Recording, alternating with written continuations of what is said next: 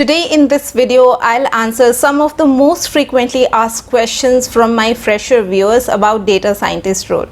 And after watching today's session, you will have absolute clarity about data science field, even if you are not technical person. Reason being, I'm an HR professional and I'll try to explain it in the most understandable way, not the technical way. And in this video, you'll get absolute clarity on what is data science in layman or simple language. Second, are the data science role and data analyst role same or similar, or what are the different kind of roles available in data science field? Third, is a technical coding or computer science background mandatory to be a data scientist? Can a non-technical person become a data scientist? And fourth, what are the skill set required to be a data scientist or to enter this field as a fresher? And the final one, for whom the data science field actually is. Who is the best person to opt for this field? Because there's so much buzz around this data science field and opting it as a career. It seems every student studying engineering aspire to be one. But let me tell you, this field is not for everyone. And I'll tell you the reason as well. If that is something you have been looking to find answer for, stay tuned.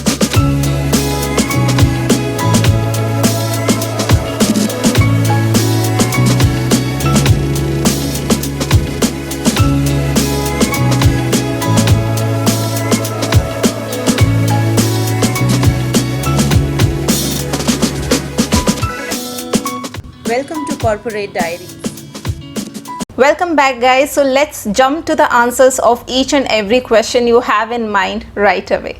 We'll start with the very first question, and that is, what is data science in simple language? Data science in layman language is to extract information and meaningful insights from structured and unstructured data which is sourced from multiple sources, which in turn help business to take very important and critical decision which enhances their growth and put them in a better state in the market. Now, why so many companies are investing into data science position? Obviously, it's a well-paid position. So why so many companies are investing into it? What they wish to do with this information that is arising out of the result of the work that all these data scientists are doing. To give a direction to your thought process regarding this field, here is one example. Say you search for a camera on Amazon.com. You may like some brand, you might purchase it, or you might log out without even buying anything, just looking at different options and you just log out. Have you ever noticed for the next few days, whenever you are on the internet, doesn't matter if you are on Amazon or not, even if you are at some Google pages or you are browsing some other websites, Amazon pops up the suggested camera options to you. There will be a window which is kind of advertising window, recommendation window, where Amazon gives you a recommendation of these cameras. And sometimes it goes beyond that. You were searching for cameras on Amazon.com, but you will see Flipkart popping up these advertisements for you, suggesting cameras to you. So how does all that happen? It doesn't happen in air. All the data footprints that we leave on web or internet, it is translated into meaningful patterns and trends, and then used to enhance sales of these companies and to take another important decisions related to business which are directly related to growth. Now, all this is called recommendation engine, which is one of the most popular project that you'll find most of the data scientists have worked on at some point in their career. So next time when you hear any data scientist say that I'm working on recommendation engine project, you know now exactly what they are talking. Now, this is a very small example, not even a fraction of 1% of the entire data science field. It is used so extensively by all the sectors, IT, telecom, healthcare, all the industries use it for different purposes to achieve different results. Now, answering our next question, are data scientists and data analysts same? Do they have same job responsibilities? Are they interrelated or interdependent? No, they are not same. Yes, They work in the same field or same team, you can say. They are kind of interrelated, but they are very different when it comes to their work. Data analysis is more about the inputs of the data which is running in the background, while data science is about the front end, the end result, the end solution of the problem. The job of data analyst require him to work more on dashboards and reports and the related tools. It's not as technical as data scientist. It's not to deal with algorithm and complex structures and all that stuff. They are not expected to be expertise technically, while on the other hand, data scientist role require one to be really good technically. Now, to make you understand how different job profile work in data team or data science team in one single flow, here is an example. Say the business or the client approach the data team with a problem. Problem could be any. For example, the sales are declining and they have no clue what's happening. So they approach the data team with a lot of data that is floating to their website or their applications, their mobile applications, and different avenues that they are using to make sales. Now, the first role that comes into picture is data engineer. Data engineer is a person who will fetch all the data from all the various sources and make it in a pipeline and make it usable for data analyst and data scientist team. Then comes the data architect. Data architect is basically a senior data engineer. Over a period of time, when he has gained much experience, he become data architect if he chose to be in the similar field.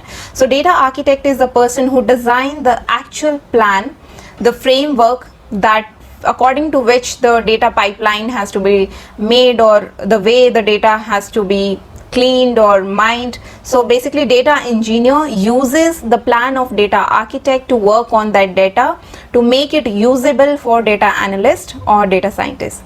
Then comes into picture the data analyst. Now, data analysts will see what is the story that data is telling, what is the information, what are the trends that are coming out of that data, and then he'll represent it in the form of dashboards or reports.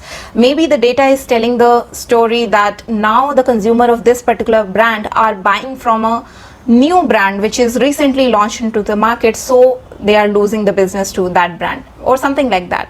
Or majority of the consumers of this brand come into some zone which is impacted by some natural calamity. So something like that, some trend which data is saying, some stories that which data is telling. He is not providing the solution. What is the actual solution of the problem that business has? The sales are declining. He is not giving the solution to what can be done to increase the sales. No, he just telling the stories, something which is visible from the data, something meaningful which data is telling. That data will then be used by data scientists. Now, data scientists will work on these complex problems and will connect the dots and use the tools, whatever require their analytical thinking, their problem solving skills to connect the dots and to finally deliver the solution which can help the end customer, which can help the end client to see the results, because clients and customers don't give money to companies to clean their data or to find out the trends in data. They give money to find out the solution of their problem. Now let me answer our third and fourth question, which is coding or programming language required to be a data scientist? Can a non-technical person become a data scientist, and what are the different skills required for all the roles that we have just discussed in this video? Well, the requirement and the amount of coding required is dependent on the role that you pick from this list. Among all, data analyst role is the least technical. Data analyst is not expected to be expert at algorithms or at coding. If he is, that's a great thing, that's an added advantage, but that kind of expertise is not expected out of him.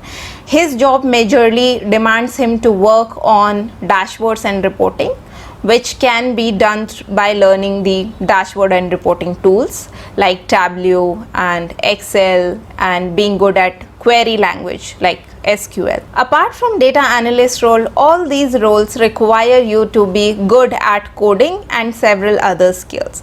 So the fundamental skills that you need to be a successful data scientist are: number one, Python or R language, with Python being more preferred, then your statistics, then your linear algebra, vector calculus, and one need to be good at probability as well. And there is one more important skill that differentiate a data scientist from all other roles, which is their problem solving skill, their obsession with problem solving, and their analytical and critical thinking. Definitely in this field there are a lot of tools and softwares that will help you to arrive at the solution, that will help you in the journey, but please understand they are not a replacement to your problem solving skill. They cannot connect the dots on your behalf. You will need a intelligent and critical thinking human brain to arrive at the solution of these complex problems. So if you feel you have learned all these skills, for example the programming language and rest of the skills, but you know that you don't have the critical thinking, analytical thinking, and problem solving obsession, then I'll say please save your time and put your effort in doing something in which you are naturally good at. If you get bored with the problem in hand, if it is not being solved within few minutes or hours or days, you get frustrated and you just leave it in mid, then this field is not for you. Data scientists are called scientists for a reason.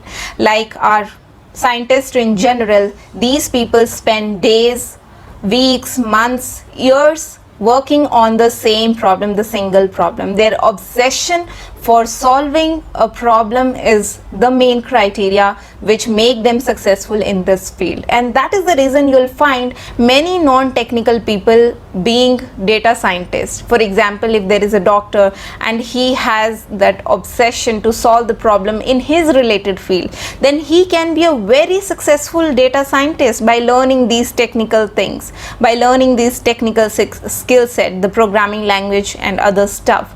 But on the other hand, if you have learnt everything and you don't have a obsession for problem solving, then please stay away from this career. This is not for you. Another important thing is, if you are a computer science background graduate or a student, you will more relate to the role of data engineer.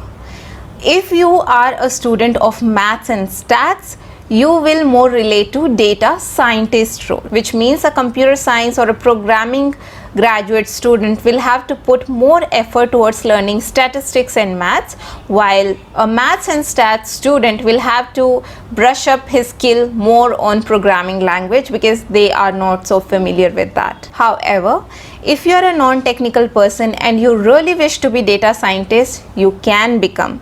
There is no hard and fast rule, provided you have an obsession towards problem solving and you are an expert at your field, the related industry in which you wish to be a data scientist, because for every industry it's different. It works differently in telecom, in IT, in healthcare, in fashion industry. So you have to pick what your strength is and where you have that ability of problem solving for almost everything, in which field it exists, and then you can pursue being data scientist in that field by learning all this technical skill set. And this is the main reason why some of the candidates feel that they have mastered these technical stuff, learning the programming and other stuff, but they still don't get hired in the interviews, or if they get hired, they are not successful at the job because they lack the most important aspect, most important skill set required to be a data scientist, which is problem solving and analytical abilities, ability to connect the dots, ability to arrive at the solution, because nobody is going to pay you to just analyze the data or just to tell what data is already telling. The ideal job is to get the solution, to let the client know what should he do to increase his sales. As simple as that. With that, I would like to end today's session here only, and I really hope that you guys have got some understanding, the basic level understanding about data science field and the associated job roles, and now you can make decision yourself what is good for you, what is not. That was the whole purpose of making this video. Stay tuned and keep watching more content on this channel. I'll see you in my next video. Till then, stay safe and healthy. Take care. Bye.